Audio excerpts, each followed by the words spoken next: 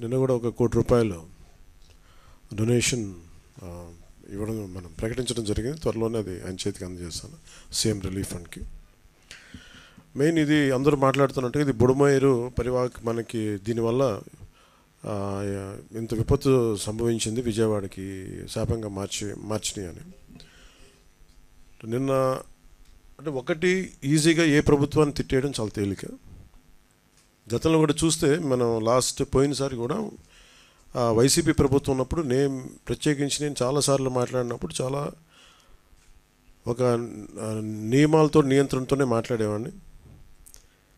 అలాగే మీ దృష్టికి ఏం తీసుకొస్తున్నానంటే బుడమేరు పరివాహక ప్రాంతంలో దాదాపు 90% ఆక్రమణలు ఉన్నాయి. ఈ ఆక్రమణలే బుడమేరుకి మన విజయవాడకి శాపంగా మార్చేసినాయి. ఇవన్నీ ఇప్పటికీ కొన్ని ప్రాంతాల్లో ఆక్రమించిన ఇళ్ళు ప్రాంతాల్లో ఇల్లు నిర్మించారు.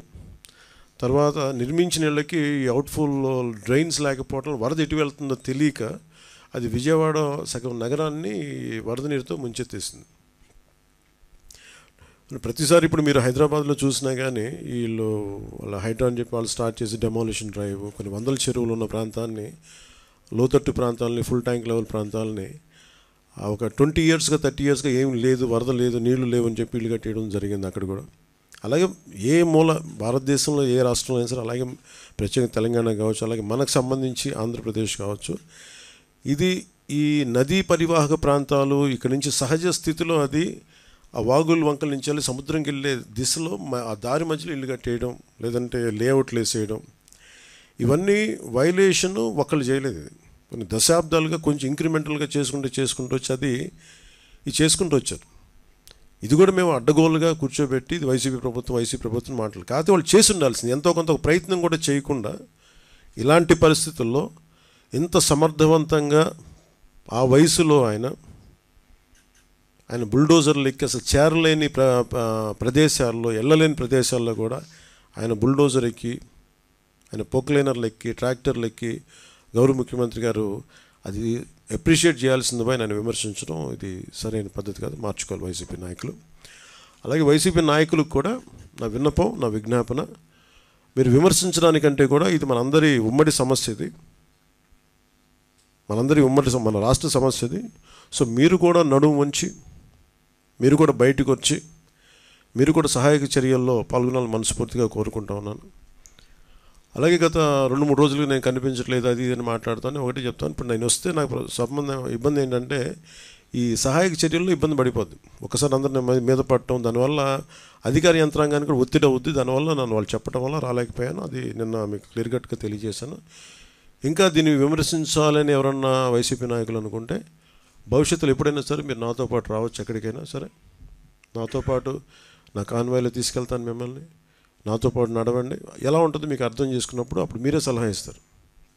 అందుకని దయచేసి దీన్ని ఒకసారి మీ దృష్టికి తీసుకొస్తాను. కానీ విమర్శించే వైసీపీ నాయకత్వానికి ఎవరికైనా సరే రాష్ట్ర ప్రభుత్వం చేస్తున్న ఈ చర్యల మీద ఎవరన్నా విమర్శించదలుచుకుంటే వాళ్ళందరికీ కూడా ఫస్ట్ మీరు సహాయం చేసి మాట్లాడండి. మీరు సహాయం చేసి మీరు బయటికి వచ్చి మీరు మాట్లాడి ఇళ్లలో కూర్చొని కాన్ఫరెన్స్లు పెడితే సరిపోదు. మీరు లోపలికి వచ్చి దిగండి మనస్ఫూర్తిగా. అలాంటి పరిస్థితులు అంటే మేము కూడా మాతో కలిసి తీసుకెళ్తాం. అలాగే వరద ప్రభావిత ప్రాంతాల్లో నేను ఇందాక మన కాన్ఫరెన్స్ కాల్లో కూడా మాట్లాడితే ఒకటైతే చెప్పిన, ఒకటి ఇమీడియట్ మెషర్స్ ఏంటి, ఈ వరద నీరు వచ్చేసిన ఇమీడియట్ మెషర్స్ ఏంటి, అలాగే భవిష్యత్తులో దీనికి ఇమీడియట్ రిపేర్, సపోజ్ రోడ్లు తెగిపోయినాయి, గట్లు తెగిపోయినాయి, అలాగే రోడ్లు పాడైపోయినాయి. సో వీటికి ఇమీడియట్గా అసలు జనాలకి రాకపోకలకు ఇబ్బంది కలుగుతూ ఉంటే ముందు వాటికి ఇమీడియట్ రిపేర్ చేయించడం ఒకటి. అలాగే రెండవది పర్మనెంట్ రిపేర్స్ ఏం చేయాలి. దీనికి ఎంత దాదాపు ఒక 200 కోట్లు ఓన్లీ పంచాయతీల వరకు తీసుకుంటే దాదాపు ఒక 96 కోట్లు బడ్జెట్ ఒకటి ప్రతిపాదించారు. దాన్ని ముందుకు తీసుకెళ్తా ఉన్నాం. దాంతోపాటు మేము అడిగింది ఏంటంటే ఒక మన ప్రిన్సిపల్ సెక్రటరీ గారు శశిభూషణ్ గారి దృష్టికి తీసుకెళ్ళింది ఏంటంటే అసలు భవిష్యత్తులో ఇప్పుడు ఉదాహరణకి మీరు ఫారెస్ట్ డిపార్ట్మెంట్ మీరు చూస్తే నేషనల్ మీరు government of India environment forest department వాళ్ళ ఎలా ఉంటుందంటే ఇప్పుడు ఎక్కడైనా సరే భారతదేశంలో ఉన్న ఏ ఇంచి అడవిలో అయినా అంటే ఇంచి కూడా it's completely remote sensing agency ద్వారా it's completely monitored and photographed. అంటే గత వారం ఎట్లా ఉంది, పోయిన వారం ఎలా ఉంది, రెగ్యులర్ మానిటరింగ్ ఉంటుంది.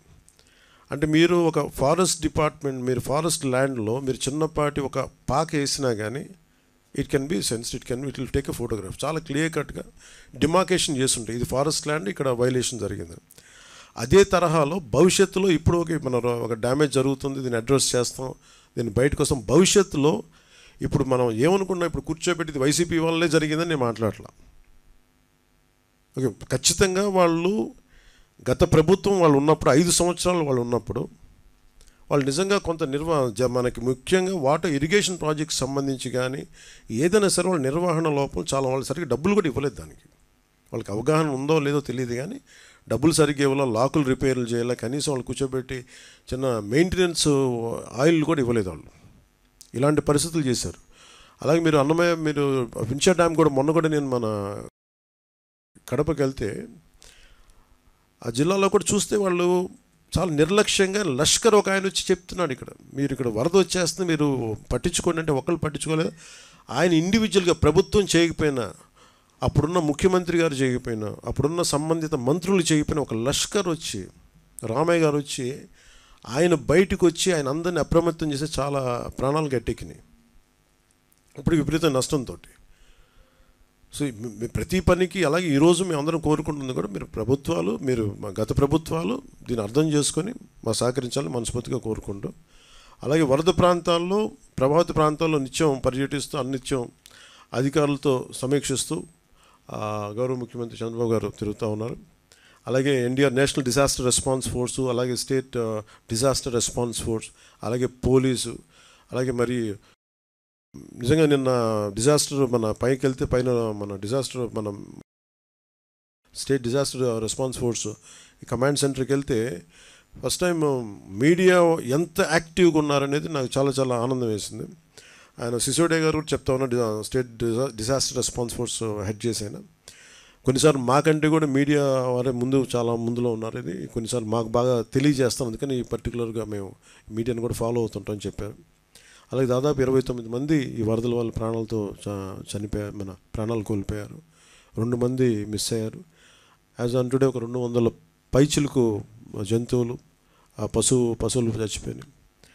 అలాగే ముఖ్యంగా 59,848 ఈ మన పౌల్ట్రీ బర్డ్స్ చచ్చిపోయినాయి.